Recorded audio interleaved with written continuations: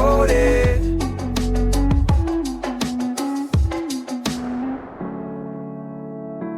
Welcome back to Book Decoded, ready to unlock some storytelling secrets. Always. Today we're diving into The Best Story Wins by Matthew Luhn. He's a Pixar veteran, worked on films like Toy Story, Finding Nemo. Oh, classic. Exactly. But what's cool is, Luhn says these Pixar principles, they aren't just for movies. Nope. They apply to, well, pretty much anything you're trying to get across. Business pitch, that blog post you're working on. Even convincing your dog it's bath time. Maybe. But he starts us off way back in time. Think cave dwellers, firelight. Oh, I love this part. Right. So imagine you're huddled there, and this hunter's describing his saber-toothed tiger encounter. Intense. Totally.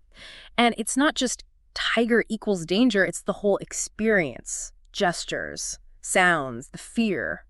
That story gets etched into everyone's memory. Survival lesson through storytelling. Exactly. Primal storytelling at its finest. And Luhn says those instincts, they're still driving us today. Oh, absolutely. We're wired for stories. In fact, he gives us a hard number, 8 seconds. That's all you've got to grab someone's attention these days. 8 seconds. Yep, think about it. Scrolling through your phone, you decide instantly if something's worth your time. That's so true. Luhn knows how to make those 8 seconds count, that's for sure. His book opens with a story about his grandfather who ran a toy store. To get people's attention, he put a gorilla in the window display. Wait, a real gorilla? A real gorilla. Talk about a hook. That's insane. And brilliant. You can't not look. Exactly. It makes you instantly curious. Like, how is that even possible? You're hooked before you even start reading. And that's Pixar's magic, too. Luhn talks about how they use those what-if questions to get you right away. Oh, yeah. Give us an example. Like, what if superheroes were banned? Or what if a rat wanted to be a chef? Boom, you're in. Totally. Those what-ifs tap right into our curiosity. We have to know what happens next. And anyone can use this. Presentations, social media, even just chatting with friends. Start with a what if and people lean in. It's like that juicy worm on a hook. Irresistible. Okay, speaking of grabbing attention, Luhn tells this story about Walt Disney pitching Disneyland. Initially, nobody believed in it. Really? I can't imagine that now. Right. Investors, bankers, even Walt's own brother thought it was crazy. But Walt, he was a storytelling master. He didn't just give them numbers, he painted a picture of this magical world. Families escaping, making memories. He used stories and visuals to make people feel the magic. And that changed their minds. It proves how stories make change exciting, not scary. We all resist change a bit, but a good story shows us the transformation, right? Totally. It becomes relatable and inspiring, too. We're drawn to stories about beating the odds. Seeing someone else do it, it gives us hope we can, too. So powerful. And Luhn doesn't just talk about these huge narratives. He also uses stories to connect with people one-on-one. Oh, like what? He tells this story about trying to get a lease from a landlord who is super skeptical. So instead of just pitching his business, Luhn shared his family's history with toy stores in San Francisco. Smart move. Right. It wasn't logic, it was emotion. Family, struggle, those universal themes.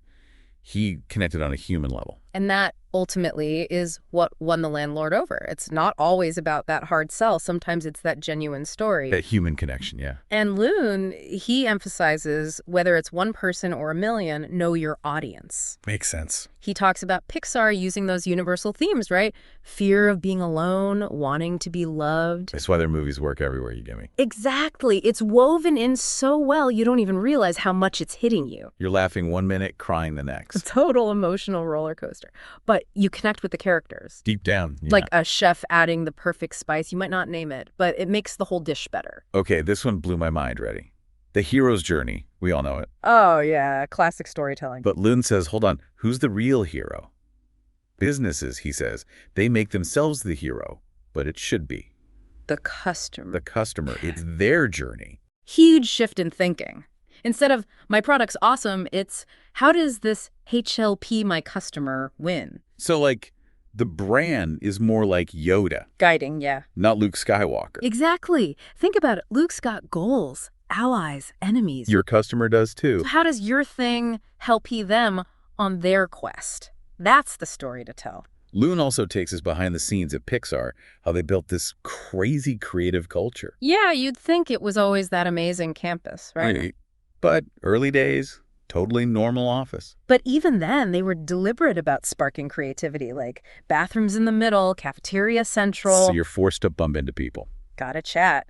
And get this, employees could personalize their offices. Really? Some were like jungle caves, even speakeasies. No way. Sounds wild, right? But it created energy, got people talking. That chance encounter at the coffee machine leads to the next big idea. So cool. Environment matters for sure. Makes you think. Luhn compares this to, like, parenting books, right?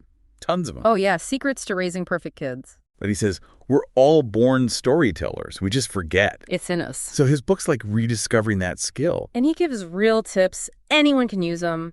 Write every day, even if it's garbage. Seriously. Yep. Read a ton. Figure out what grabs you. And actually schedule writing time like it's a meeting you can't miss. Make it a priority. He even talks about being a planner versus a panther. What's that? Planners love outlines, structure. Got it. Panthers, they pounce on ideas whenever they strike. It's about finding what works for you, right? No one right way. I like that. And get this. One of the most surprising things Luhn drops. Indiana Jones, you know? Oh, yeah. Classic hero. He fails like 80% of the time. 80. I knew he had his moments, but wow. Yep, 80%. But here's the thing. We still love him. True. Those mess-ups, they make him human. Relatable, yeah. Exactly. Makes him like us.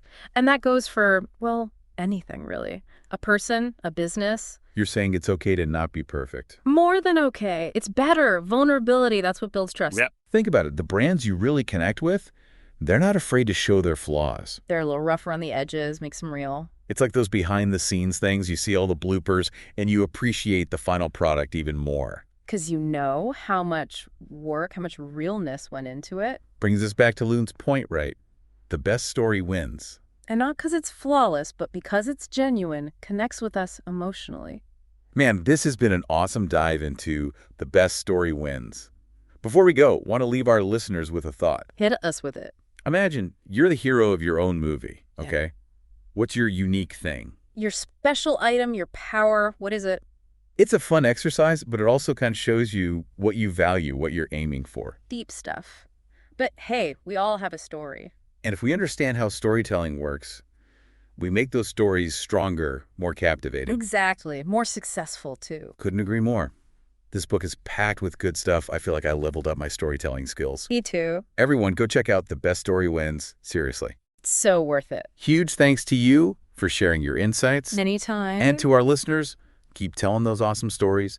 We'll see you next time on Book Decoded.